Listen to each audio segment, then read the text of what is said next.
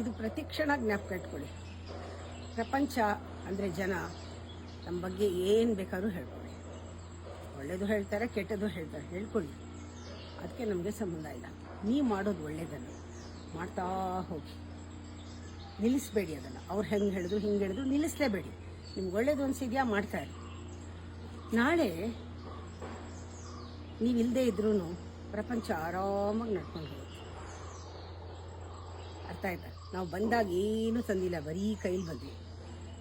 ಜೀವನದಲ್ಲಿ ಆ ವ್ಯಾಲ್ಯೂ ಏನು ಅಂತ ತಿಳ್ಕೊಬೇಕಾದ್ರೆ ಅದು ನಾವು ಪಡ್ಕೊಂಡು ಹೋಗೋದು. We should add value.